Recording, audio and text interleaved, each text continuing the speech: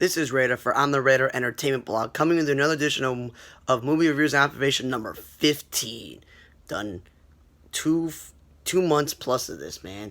The end of March through May, June, and now we're in the middle of July. As I stated before, watched a few movies I had from the Skokie Public Library. One was an interloan, then library movies from Desplaines Library, then the streaming sites Hoopla and Canopy, which are free with your library card, and then my friend's Netflix. Then I was watching movies on Gujara and a couple of other sites that you don't want to watch on your computer to get viruses. You just watch them, on your phone because your phone can handle it more. I then started requesting movies from the Skokie Public Library when they announced that they were taking things request. And so far, pretty much every movie's come in except for four. And if those four movies don't come in by Monday, I'm canceling them and trying to watch them online so I could be done with my 2019 movie list. But the movies I did watch, as I said, on physical copies were the latest installment of Rambo, called Last Blood, even though you know that they're going to go out of the way to make another Rambo. And here's the thing, it's a movie that's like an hour 15, hour 18 minutes.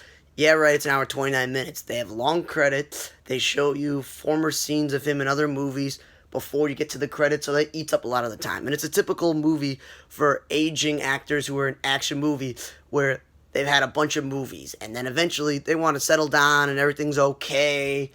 And then something happens to him, and that's why he comes out of retirement and fights. So basically, he's looking after this girl whose mother passed away from cancer. The father's a deadbeat, so it's just a grandmother, and he helps out, and they're on a range and a farm in Arizona.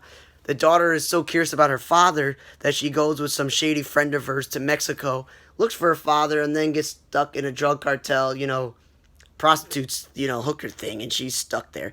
So that's the reason why he suits up and goes out there. And of course, he's not successful because he doesn't know the lay of the land yet. So he struggles in that thing. He then, of course, not this. I'm going to spoil it because this movie wasn't that great. It's only worth a while because it's not that long, and it's a typical Rambo movie, but it's super gory, unnecessary. Some of the decapitation and killing of the guy's dead. Don't shoot him like 20,000 times or stab him a bunch, whatever. He's too late because they drug all these women so they don't know where they are, what they're doing. So of course he then gets revenge by killing a bunch of their people. And the best part of the movie is the end. He sets up his whole entire ranch area. Everything's triggered with like bombs, mines, and all these traps and all this stuff. And that's really the scene where he takes down this whole entire army of cartel people and the leader. That's exactly where it's like you want to watch that. The end of the movie, not the beginning, not the middle. The end was the best part of the movie. That's so not a great overall. Now Cate Blanchett, she's a famous actress. People know her. And Billy Crudup, I just saw him in a movie this year. Judy Greer's character actor you've seen and stuff. Kristen Wiig from SNL, you like her because she's funny. But I don't really like her in serious roles. And there's some other people you may have heard of in this movie. Like they had Lawrence Fishburne and some other people. Because supposedly Cate Blanchett plays this architect who's super famous. First woman to do all these things. Popular. Everybody wants to be her. Blah, blah, blah. She leaves California. They go to like Seattle or Portland, wherever they are. And they live a small life. And, she's not the same person she was. And they have a daughter. And, she's causing problems. And it's just like, they try to tell her it's an intervention, blah, blah. And it's a little odd movie. It's not a comedy. So I understand what the library put a comedy. But she's kind of weird.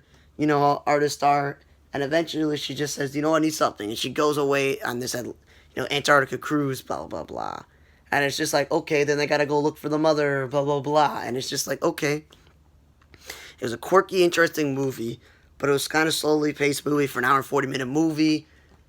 And it's not funny, it's more of a drama. So it's a quirky, interesting movie. I say it's an average to above average movie, so you may want to watch it because it's an interesting movie of where it leads you to. But yeah, it's okay. The next movie I watched was called Judy. Renee Zellweger wins Academy Award winner Renee Zellweger playing Judy, the legend behind the rainbow. So here's the thing. It's a biopic. It's 2 hours long, so it's going to move very slowly, drama. And basically, Renee Zellweger, she puts on a great job. But the thing is, she's playing it when she's in her 30s or 40s, where she's been married multiple times, had kid multiple times, whatever the point is, at a specific point in her life, where she goes over to seas to make money and blah, blah, blah. They did show some scenes when she's young and starting, but it'd be cool to see her upbringing, when she's a teenager, when she's a 20-year-old. Like a progressive movie where you go back and forth in her present life where she flashbacks and stuff. It was too much of like in the present of when they were filming this.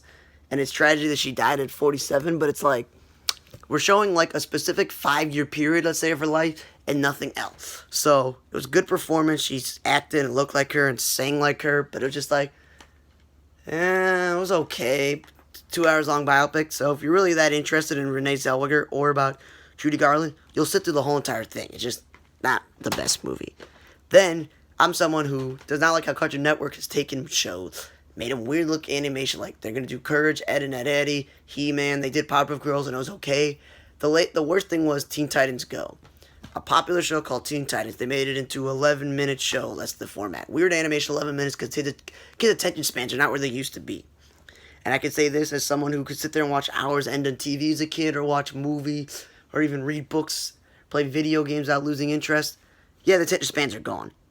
Now, they made this Teen Titans Go, and it's been on the air longer. It's somehow popular. They're really stupid. They're immature. They don't really care about fighting or doing anything. I had watched a crossover episode of Teen Titans Go with Powerpuff Girls because I was watching that Powerpuff Girls show, but it's been a while since I watched it, nor have I seen everything. So I watched the movie Teen Titans Go versus Teen Titans. I didn't watch Teen Titans Go to the movie. The movies, whatever. I said, maybe I'll go back and watch it. But the reason I watched this was because it crossed over with the Teen Titans, where both of their Trigons team up together to take down the Raven, blah, blah, blah. And they used this machine to go alternate dimensions. And they've done that in Justice League. They've done that in CW shows. Done it in movies, etc., etc. So they've done this before many times. And the cool thing is they show a Super Friends version, the New 52 version, comic book version, the little baby version they've had. Just all the versions. They're all attacking. They all work together. And they got to realize that Robins, they shouldn't be fighting each other. Because Starfire's on the same page. Ravens are on the same page. Of course, the Beast Boys and Cyborgs, they get on the same page. And pretty much it's the same voice actors for them, so it's cool. The one thing that's interesting is the Teen Titans of New 52, the ones in the DCU universe for animated movies. Nightwing, it's not Robin. He is only in these movies got to do with Batman. He's not really in the Teen Titans movies. It's Damian who's in the Teen Titans movie. Cyborg, as you know, in New 52, he's in the Justice League. Starfire's running the Teen Titans. And they really haven't shown Raven or Beast Boy that much in these New 52 movies, like Teen Titans versus the Justice League versus Teen Titans, or, Judas Contract, all these things like that. But overall, for a movie that's like an hour and 18 to 20 minutes, hour and 10-minute movie is not that long. There was some singing and dancing and Santa Claus, some really stupid things in there. And then in the end, Dark Side of it, it's good for kids. They'll watch it. It's stupid. It's got action. It's got good jokes, good voice casting, Overall, you should watch it if you're interested in any version of Teen Titans. It's a good movie. Then I watched a horror film. And I told you, I'm not really big on horror films. I wouldn't call this horror film. I'd call them little creepy, but, not that scary, but a creepy, survival film where this rich family has a tradition where the people, they play, their money's built on, board games. So there's tradition on every time someone gets married in the family, the crazy aunt, her husband went through this. When he got married, the father. When the sister got married, when Adam Brody, the other brother, who's married to some real piece of work. Same thing with the sister. And they got to play a game. You got to pull a card out from this box. And one of them goes, I played Old Maid. Or we had to play chess. Or as the aunt goes, well, we did the hide and seek. And and the hide and seek, the tradition is that this magical box gives them some sort of thing. And if they don't kill the person that's joining the family, they all go poof at sunset. And some of the in-laws are thinks it's silly. One of the sister's kids are into it, which is weird because they're kids and they're trying to kill people. The aunt is really into it and says she should have killed her husband instead of somebody else doing it.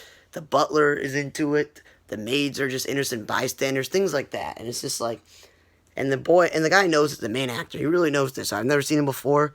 It's only Adam Brody I really knew. Not even the woman in the movie. And he knows this was a possibility. They didn't tell her and was trying to help her. And then, of course, things change. He doesn't help her, blah, blah, blah. Brody turns out to be the good one. And it's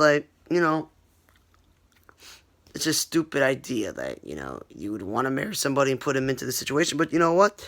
The movie wasn't that long. It's an hour and 37 minutes. As some movies I've watched where you want somebody to survive and win, and they don't win, you hate it. This one, it was good. Just watch it. Based on the movie, you're going to know based on the cover that the main character survives. Sorry to say that. It's a very cliche horror thing, survival movie that they want something to survive. So that's what really happened there. So you know this. So watch Ready or Not. Not that long, interesting take on a horror film. I wonder if there was like a woman marrying a guy. Would he be okay with this? Would he be able to survive? Different things. The next movie I watched was Overcomer. Good cast. The cast was really good. It was good acting, but it's all these Christian-based movies where it's like, if you believe in Jesus and Christianity, it will show you who you really are. So the main character turns to that. The girl turns to that. Her long-lost father turns to that. Blah, blah, blah, blah, blah. And they play, like, Christian music through in the background. You know, lines from the New Testament are read, and it's read over the thing, and them reading it. But it was an interesting movie based on the cliches of how things work. Basketball coach, they're a small town. A big business leaves, so everybody moves out of town. So the football program's going to fold. All of his basketball players are leaving. They asked him to coach the cross-country team to keep it. One person shows up. She's got asthma, and he's just like, okay. It's all too coincident that his wife and him both work at the same school. He's history and a sports teacher. She's the science teacher. Their kid is one of the star basketball players. That he coaches this girl who's on cross-country who's asthmatic. The principal paying for her to go there because she knew the mother who passed away years ago. That he, by accident, when he visits church to see people, you know, that are sick, he by accident told Ruin, a man who has diabetes, who took away his vision. That he used to be a cross-country star. That he gave up his daughter to the grandmother, and that he hasn't seen her in years, and happens to be the same person. And all the coincidence, and building the connection with her long-lost father, who happens to be like a really older man, the same age as the grandmother, blah, blah, blah. Way too many coincidences. It was a good movie, age-appropriate, sports somewhat related movie with cross-country. It was okay. And it was, you know, an hour, 50-something minutes, almost 2 hours, so you stick through it and go a while.